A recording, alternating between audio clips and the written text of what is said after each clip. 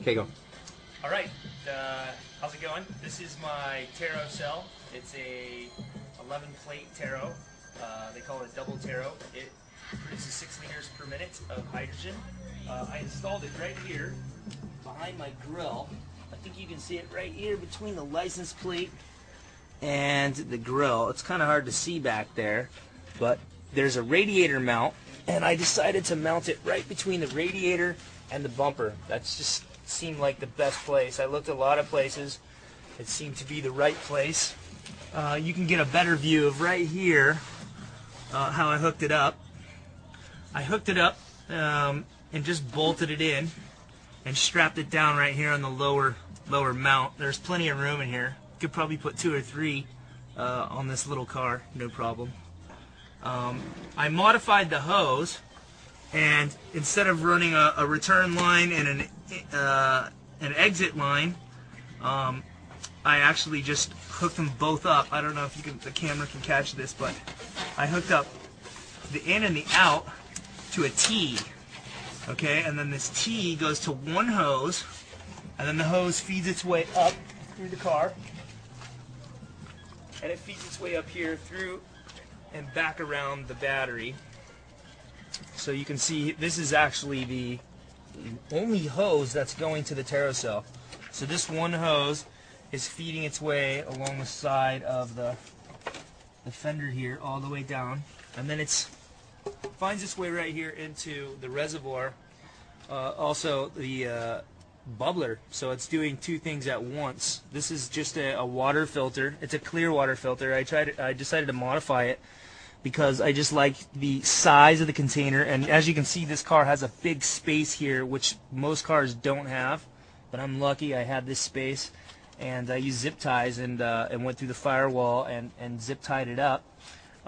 This one hose goes into one of the outlets and inlets. It goes into one side, and it just has one of these elbows on the bottom of this. You can't really see it through the camera, but the water goes in here, and then this T actually goes here to this water trap, just to make sure that no water, absolutely no water, gets into the motor. We don't want any water getting in there.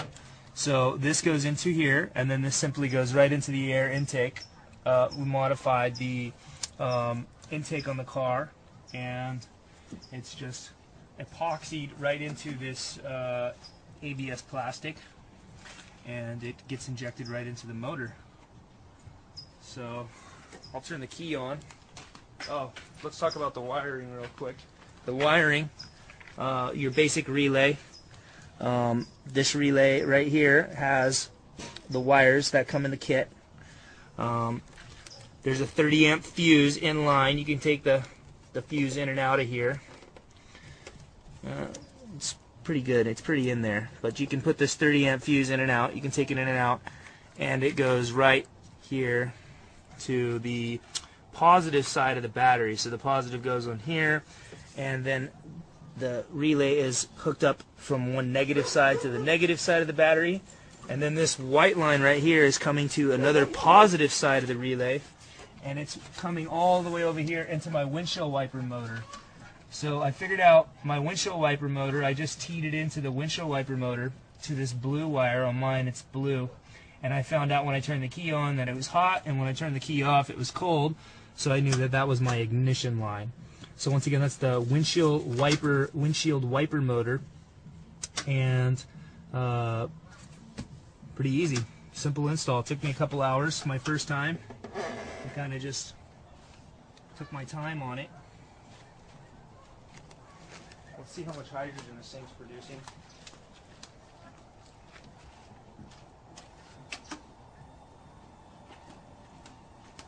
This thing might be a little bit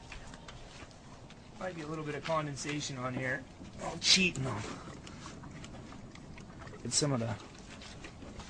There we go. Now you can see it.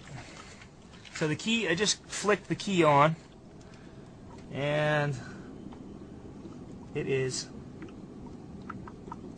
bubbling away right now, as you can see.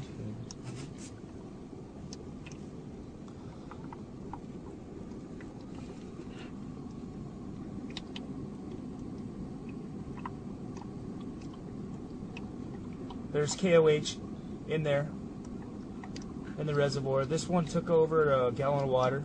This whole system takes about 1.5 gallons of water.